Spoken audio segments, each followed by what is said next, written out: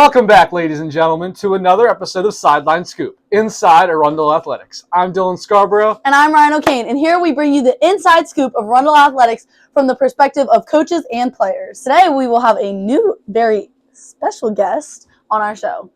And he's not too special, but he is a great and respected member of the Arundel community, National Business Honor Society member, two-sport athlete, Jacob.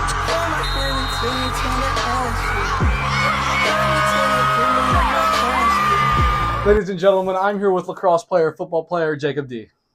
What's up, guys? Yeah, thank you for having me. Yes, of course. Yeah. How long have you been playing lacrosse? Wow, it's been a while. I think over a decade now. I think I started in first grade. Yeah. Wow, so you really enjoy it?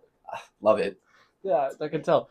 Okay, so I understand you also played football in the fall. What would you say the similarities and differences are between football and lacrosse, or how does lacrosse and football translate to one another?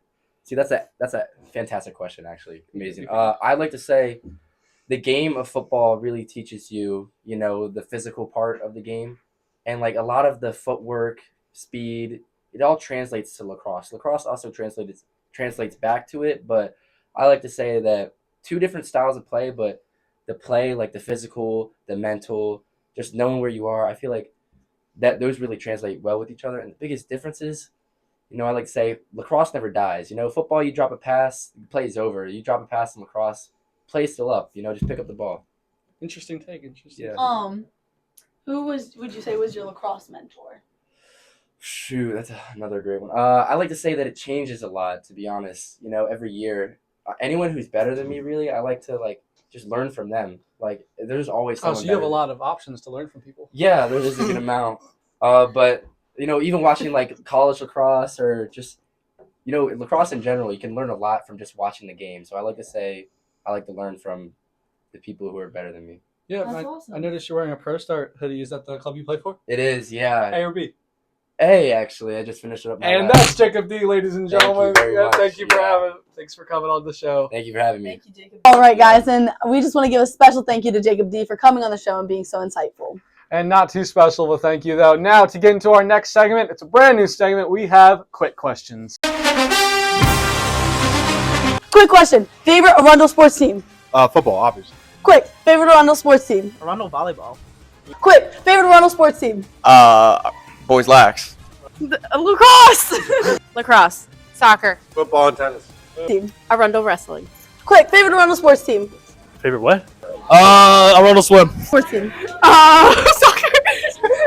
Arundel football. Volleyball. Field hockey. Arundel volleyball. Team. Volleyball. Baseball. Arundel sports team. Unified Bocce, they're winning the 2025 state championship. Just wait. Girls lacrosse. Yeah. Soccer. Football. Yes. Welcome back, guys, and now let's start to get into what's going on this week in Arundel Athletics. Starting off, Monday we have baseball home and softball also home against Chesapeake. And then Tuesday we have girls lax away, boys lax home, both versus Howard. And then on Wednesday we have a quite far travel for girls lacrosse all the way to Stephen Decatur. And then baseball and softball are both away against Southern. And then Thursday we have a track inter-county meet at Meade. And then both JV boys and girls lacrosse play Severn Run. And then on Friday, we have a big day. We have boys lacrosse and girls lacrosse, both home against Severna Park.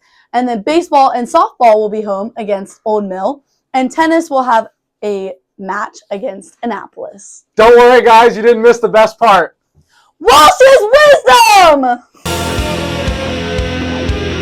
I'm here with Coach Walsh, and here's what he has to say. Effort can make up for lack of talent, but talent can't make up for lack of effort.